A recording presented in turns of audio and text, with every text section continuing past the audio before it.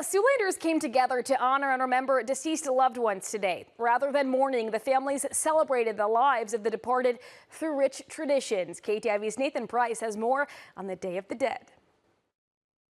It's an opportunity to look at death in a different way and to learn more about how the holiday is celebrated.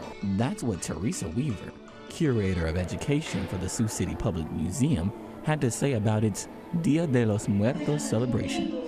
Dia de los Muertos, or Day of the Dead, is a holiday with origins in Mexico, which sees family and friends gathering to remember and honor loved ones who have died. The celebration was full of traditional dancing, music, and food. Many community members created ofrendas, which are traditional altars that have pictures of departed loved ones, as well as foods and beverages they once enjoyed. The theme of this event is El aire que nos une, the air that unites us, and it focuses on a specific decoration that is popular at Dia de los Muertos celebrations, papel picado. When the holiday is celebrated, the wind signifies sort of like the return of the spirit, because the whole thing is about your loved ones coming back to you at this time. And so the wind, we see it in the papel picado, which is the cut tissue paper.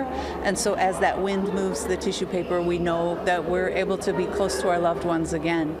Weaver says celebrations like these help to unite the community and highlight the purpose of the museum.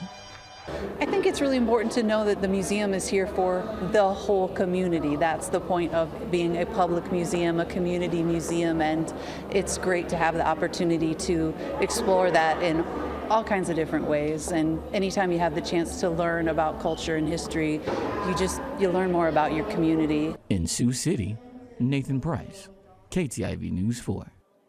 The Day of the Dead is a two-day holiday celebrated each year on November 1st and November 2nd.